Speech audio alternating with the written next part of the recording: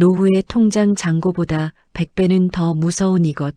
지금 당장 마음에서 비워내지 못하면 당신의 여생은 돈이 많아도 지옥이 될 것입니다. 집착의 사슬을 끊고 진정한 풍요를 얻는 법입니다. 엄마는 왜 그렇게 사소한 거에 목숨을 걸어? 돈 좀 쓰면 어때서? 그게 다 자식들 잘 되라고 그러는 거잖아. 제발 좀 적당히 해.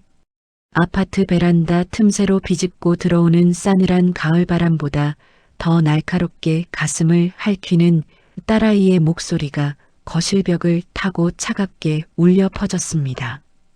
평생 허리띠를 졸라매며 10원 한 장, 시장통에 콩나물 100원조차 허투루 쓰지 않고 손가락이 휘도록 모아온 그 고단했던 세월들이 자식의 눈에는 그저 고리타분하고 숨막히는 집착으로 비춰졌다는 사실에 저는 들고 있던 숟가락을 내려놓을 힘조차 잃어버리고 말았습니다.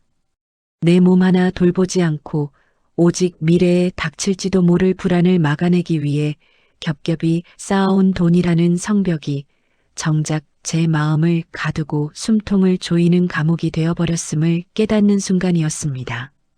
가장 가까운 가족, 내가 내 목숨보다 아꼈던 존재에게서 제 인생 전반의 가치를 부정당했을 때 저는 제가 평생 무엇을 위해 그토록 아등바등 살아왔는지 근본적인 회의감과 함께 거대한 어둠 속에 던져진 기분이었습니다. 식탁 맞은편에 앉아 짜증 섞인 표정으로 핸드폰만 들여다보는 딸의 얼굴을 보며 저는 목구멍까지 차오른 수많은 말들을 억지로 삼켜냈습니다. 내가 누구 때문에 이렇게 살았는데 너희들 집 살 때 보태주려고 내가 입고 싶은 거 하나 안 입고 버텼는데라는 말들은 입 밖으로 나오지 못한 채 제 가슴 속에서 뜨거운 납덩이가 되어 가라앉았습니다. 거울 속에 비친 제 모습은 남은 돈의 액수를 계산하느라 미간에 깊은 주름이 패인 영혼의 생기가 모두 말라버린 노파의 형상 그 이상도 이하도 아니었습니다. 그날 밤 저는 자식들이 돌아간 텅 빈 거실에 앉아 어둠 속에서 홀로 깜빡이는 냉장고 불빛을 바라보며 한참을 울었습니다. 내가 지키려 했던 것이 과연 무엇이었는지, 내가 그토록 두려워했던 가난보다 더 무서운 것은 바로 내 마음속에 도살인 결핍의 귀신이었다는 사실을 인정하는 과정은 살점이 떨어져 나가는 것보다 더 고통스러웠습니다. 통장 잔고는 남부럽지 않게 채워져 가고 있었지만 제 마음은 사막보다 더 건조했고 작은 지출 하나에도 심장이 덜컥거리는 가난한 노예로 전락해 있었습니다. 하지만 지금은 그날의 참담했던 갈등과 딸아이의 모진 한마디가 제 인생 후반전을 여는 가장 고귀하고도 시의적절한 열쇠였다고 감히 고백할 수 있습니다. 숫자에 매달려 불안을 먹고 살며 스스로를 학대하던 제가 어떻게 그 질긴 집착의 사슬을 끊고 진정한 마음의 풍요를 얻게 되었는지, 그 과정은 단순히 돈을 쓰는 법을 배우는 것이 아니라 잊고 있었던 내 존재의 존엄을 회복하는 낯설고도 경이로운 여정이었습니다. 한치 앞도 알 수 없는 노후에 대한 막연한 공포로 밤마다 천장을 보며 한숨을 내쉬던 제가 이제는 통장 잔고의 숫자가 아닌 내면의 깊은 평온함으로 매일 아침을 축제처럼 맞이하게 된 그 놀라운 변화의 이야기를 지금부터 시작하려 합니다.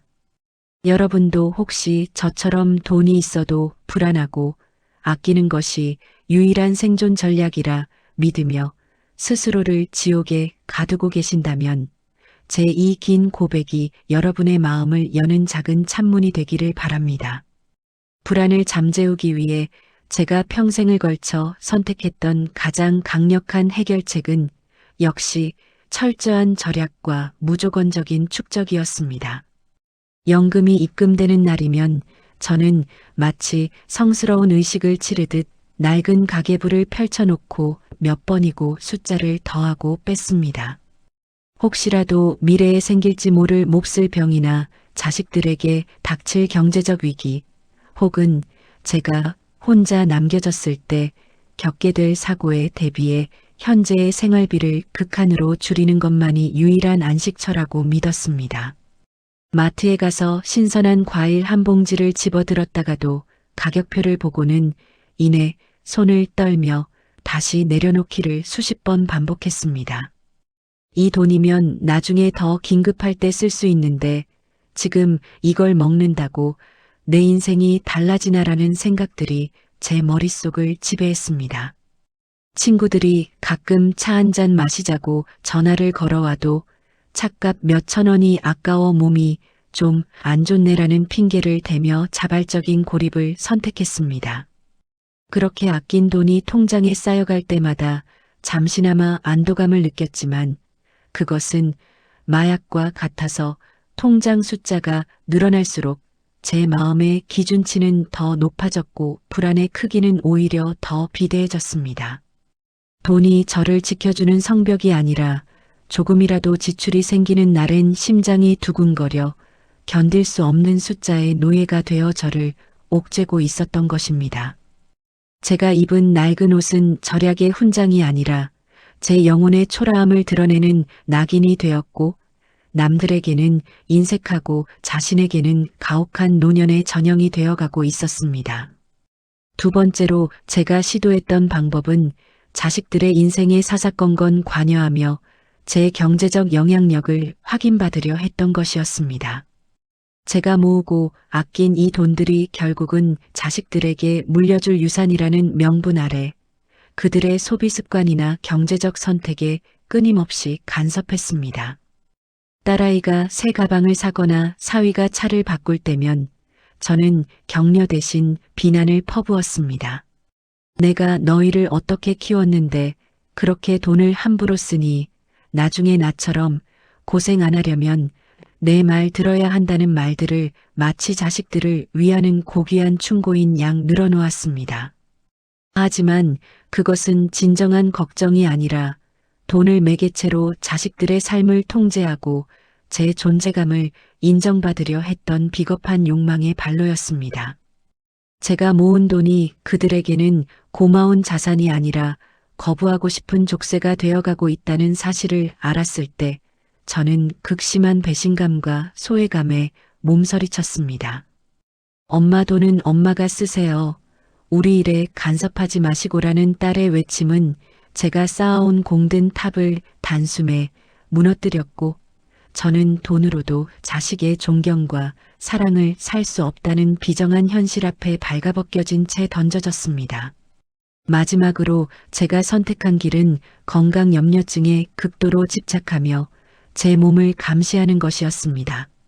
노후에 돈보다 무서운 게 병수발이라는 공포에 사로잡혀 몸 어디 한 곳만 조금 찌릿해도 암이나 뇌졸중이 아닐까 전전긍긍하며 병원 문턱이 닳도록 드나들었습니다.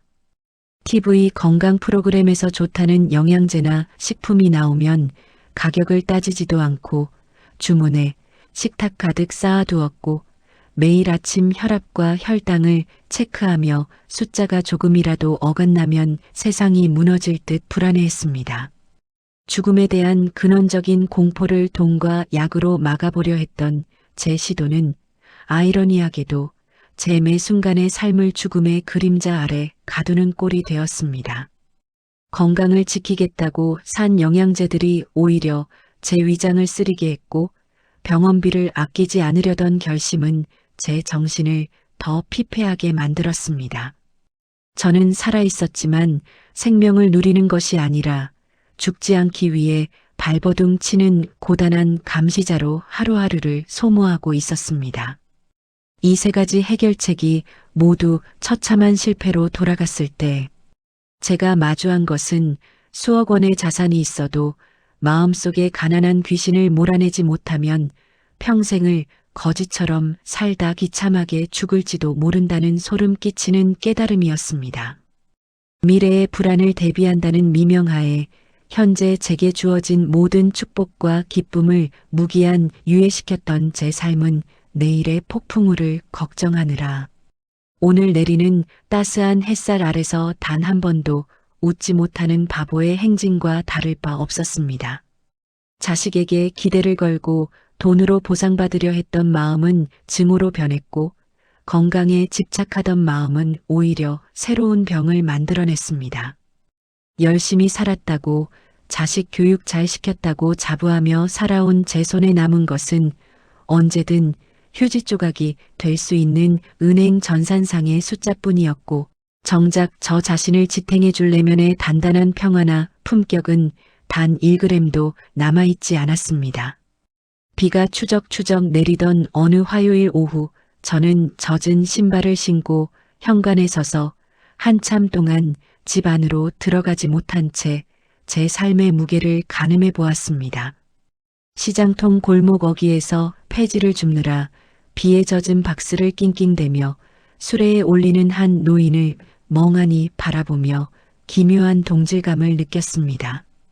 저 노인보다 내 통장에는 숫자가 더 많을지 모르나 내일이 올까봐 두려워하며 오늘을 지옥으로 만드는 내 마음은 저 노인보다 훨씬 더 가난할지도 모른다는 생각이 번개처럼 제 뇌리를 스쳤습니다. 내가 가진 돈이 나를 지켜주는 것이 아니라 오히려 나를 갉아먹고 있었으며 제가 세워둔 안전이라는 기준이 사실은 저를 서서히 죽여가는 독이었다는 사실을 인정하는 순간 저는 제 인생의 밑바닥에서 이름 모를 해방감을 동시에 느꼈습니다. 더 이상 잃을 품격도 더 이상 지켜야 할 자존심도 남아있지 않다는 절망이 저를 오히려 자유롭게 만들었습니다. 사람들이 흔히 말하는 노후 준비가 단순히 통장 잔고를 늘리고 자식 농사를 잘 짓는 것이 아니라는 사실을 저는 온몸이 만신창이가 된 후에야 비로소 어렴풋이 눈치채기 시작했습니다.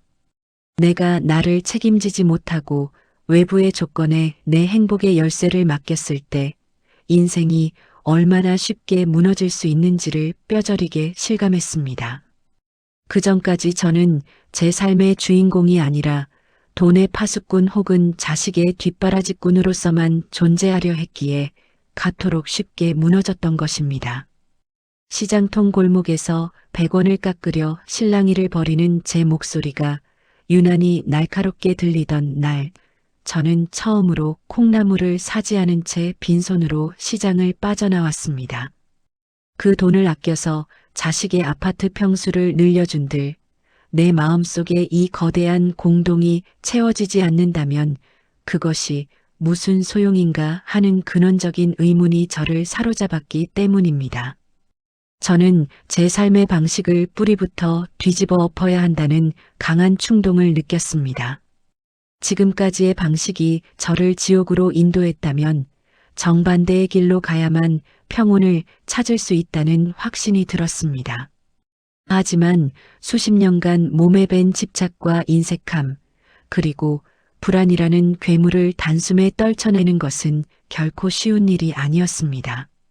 저는 여전히 과거의 관성에 젖어 가계부를 들여다보고 자식의 전화 한 통에 가슴을 졸였지만 적어도 이제는 제가 잘못된 길을 걷고 있다는 사실만큼은 명확히 인지하게 되었습니다. 고통의 임계점에 도달했을 때 비로소 변화의 문이 열린다는 말처럼 저에게도 마침내 기존의 모든 가치관을 산산이 부수고 새로운 생명의 길로 인도할 결정적인 순간이 다가오고 있었습니다. 그것은 대단한 기적이 아니라 아주 사소한 일상의 장면에서 시작된 작은 떨림이었습니다. 정처 없이 길을 걷다 우연히 발길이 닿은 곳은 도심 외곽의 낡은 사찰 마당이었습니다. 그곳에서 저는 빗자루를 들고 마당을 쓸던 한 노스님을 목격하게 되었습니다. 가을바람에 끊임없이 낙엽이 떨어지고 있었고 스님이 방금 쓸어낸 자리에 다시 붉은 잎들이 내려앉기를 반복했습니다. 제가 보기에 그것은 끝이 없는 무의미한 노동처럼 보였습니다. 저는 홀린 듯 스님 곁으로 다가가 물었습니다. 스님, 다 쓸어도 돌아서면 또 떨어지는데 허무하지 않으십니까? 어차피 또 지저분해질 텐데 왜 그렇게 공을 들여 쓸고 계신가요? 스님은 빗자루질을 멈추고 허리를 펴시더니 인자한 미소와 함께 저를 가만히 바라보셨습니다. 보살님, 낙엽은 떨어져서 대지로 돌아가는 자기 일을 하는 것이고 나는 그냥 지금 이 마당을 쓸 뿐입니다. 올 것이 오고 갈 것이 가는데 허무할 게 무에 있겠습니까? 저는 낙엽을 다 치우려는 게 아니라 지금 이 빗자루가 마당을 스치는 소리를 듣고 있는 겁니다. 그 소리가 참 좋지 않습니까? 스님의 그 짧고도 담담한 대답은 제 가슴 속에 폭풍 같은 전율을 일으켰습니다. 저는 오지도 않은 미래의 낙엽, 즉 미래의 가난과 병이라는 불안을 미리 걱정하며 오늘이라는 귀한 마당을 지옥으로 만들고 있었는데 스님은 지금 이 순간의 빗자루 소리에 온전히 머물고 계셨던 것입니다. 돈이라는 낙엽을 더 많이 끌어모으려 혈안이 되어 정작 제 영혼의 마당이 황폐해지는 줄도 몰랐던 제 어리석음이 스님의 맑은 눈빛 앞에서 낱낱이 드러났습니다. 전환점은 소유를 늘리는 노력이 아니라 지금 이 순간의 존재를 긍정하는 찰나에 찾아왔습니다. 그날 이후 저는 제 삶의 중심축을 축적해서 흐름으로 바꾸기로 굳게 결단했습니다. 매일 아침 가계부를 펼쳐 숫자를 확인하던 습관을 버리고 대신 따뜻한 차 한 잔을 우리며 그 향기가 온 방 안에 퍼지는 것을 가만히 지켜보는 연습을 시작했습니다. 돈을 아끼는 것이 유일한 미덕이라 믿었던 강박을 과감히 내려놓고 나를 위해 질 좋은 신발을 사고 나를 위해 신선하고 맛있는 한 끼를 대접하는 일에 더 이상 인색하지 않기로 했습니다. 처음에는 제 자신을 위해 돈을 쓰는 것이 마치 큰 죄를 짓는 것처럼 가슴이 두근거렸지만 신기하게도 나를 먼저 대접하고 나를 귀하게 여기기 시작하자 자식에 대한 집착과 원망이 안개처럼 사라지기 시작했습니다. 내가 이미 풍요로워지니 타인을 바라보는 눈빛에도 여유가 스며들었고 자식들이 제게 무언가를 해주길 바라는 마음보다 제가 제 삶을 즐기는 모습 자체가 그들에게 줄 수 있는 가장 큰 유산임을 깨닫게 되었습니다. 이전에는 통장의 숫자가 나를 지켜준다고 굳게 믿었지만 이제는 내 마음의 평온이 내 노후를 지키는 가장 강력하고 유일한 방패라는 사실을 알게 되었습니다. 관계의 핵심 또한 내가 그들에게 무엇을 주었는가 하는 거래의 관점이 아니라 내가 지금 어떤 평화로운 상태로 그들을 대하는가에 있다는 것을 알게 되자 굳이 입을 열어 가르치려 하지 않아도 자식들이 제 주변으로 자연스럽게 모여들기 시작했습니다. 저는 이제 더 이상 자식의 효도라는 가느다란 밧줄에 매달리지 않으며 저 자신을 매일 가장 귀한 손님처럼 정중하게 대접하는 매 순간의 몰입을 즐기고 있습니다. 집착의 사슬을 끊어내고 마음의 중심을 잡고 나니 가장 먼저 눈에 띄게 달라진 것은 제 일상을 감싸고 있는 공기의 질이었습니다. 예전에는 100원을 아끼려 시장통을 몇 바퀴씩 헤매느라 늘 피곤에 절어 있었고 그 피로감은 고스란히 자식들에게 짜증으로 분출되었지만 이제는 그 에너지를 제 방을 정갈하게 정돈하고 제 몸을 부드럽게 움직이는 요가나 산책에 씁니다. 매달 통장에 입금되는 연금은 이제 저를 불안하게 만드는 숫자가 아니라 제가 배우고 싶었던 서예를 배우고 보고 싶은 친구에게 따뜻한 밥 한 끼 기분 좋게 살 수 있는 고마운 자유의 도구가 되었습니다. 통장 잔고는 크게 변하지 않았음에도 불구하고 제가 느끼는 심리적 풍요로움과 체감하는 삶의 질은 이전에 절약하던 시절과는 비교할 수 없을 만큼 거대해졌습니다. 숫자가 저를 지켜주는 것이 아니라 그 돈을 저의 기쁨을 위해 쓸 수 있다는 주체적인 권리 자체가 저에게 거대한 안도감을 주었습니다. 신체적인 변화도 기적처럼 뒤따라왔습니다. 건강에 집착하며 수많은 영양제와 약에 의존하던 시절보다 내 몸은 내가 가장 잘 안다며 편안하게 제 깊은 숨소리에 집중하는 지금이 훨씬 더 건강하고 활기찹니다. 항상 돌덩이처럼 딱딱하게 굳어있던 어깨와 목의 근육들이 부드럽게 이완되었고 밤마다 저를 괴롭히던 근심의 목소리가 사라진 자리에 깊고 담비 같은 숙면이 매일 밤 찾아왔습니다. 하루 세 끼를 제가 좋아하는 제철 식재료로 정성껏 차려 먹는 시간은 세상 그 어떤 비싼 명약보다 강력한 치유의 의뢰가 되었습니다. 식탁 앞에 앉은 제 모습은 더 이상 돈 걱정에 찌들어 파리해진 노인이 아니라 소박한 나물 한 가지에서도 삶의 깊은 맛을 찾아내는 우아하고 당당한 인생의 미식가로 보입니다. 일상의 장면들도 이전과는 비교할 수 없을 만큼 투명하고 아름답게 빛나기 시작했습니다. 아침이면 창가에 앉아 들어오는 햇살을 받으며 아무런 목적 없이 먼 산을 바라보는 그 고요한 시간이 제 하루를 꽉 채워주는 가장 큰 축복이 되었습니다. 예전에는 생산적이지 않은 시간이라며 죄책감을 느꼈을 일들이 이제는 제 영혼을 가장 풍요롭게 살찌우는 핵심적인 활동이 되었습니다. 해질녘 동네 산책로를 걸을 때도 다음 달 생활비를 계산하느라 땅만 보고 걷는 대신 나뭇잎 사이로 부서지는 노을의 장엄한 빛깔에 진심으로 감탄하며 눈시울을 붉히기도 합니다. 이런 평온한 루틴은 제 삶에 그 어떤 태풍에도 흔들리지 않는 단단한 뼈대를 만들어 주었고, 이제는 자식이 제게 서운한 소리를 하거나 연락이 뜸해도 그 녀석들도 자기 인생을 아름답게 가꾸느라 바쁘겠지라며 덤덤하게 웃어넘길 수 있는 바다와 같은 여유가 생겼습니다. 무엇보다 큰 변화는 죽음이라는 인생의 마지막 문턱이 더 이상 공포스러운 괴물로 다가오지 않는다는 점입니다. 오늘 하루를 온전히 즐겁고 당당하게 살았다면 내일 아침 눈을 뜨지 못하더라도 아무런 미련이나 후회가 없다는 실존적인 평화가 찾아왔습니다.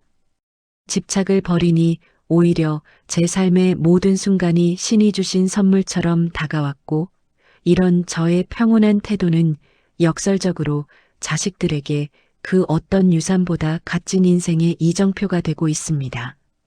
이제 제 집은 돈 냄새 나는 창고가 아니라 평온과 지혜가 은은한 향기처럼 흐르는 품격 있는 정원이 되었습니다. 이 안정감은 외부의 그 어떤 경제적 위기나 풍파에도 결코 흔들리지 않는 제 내면의 가장 견고하고 영원한 성입니다. 저와 비슷한 과정을 겪으며 삶의 질적 전환을 이루어낸 제 오랜 지인들의 사례는 우리에게 큰 희망을 줍니다.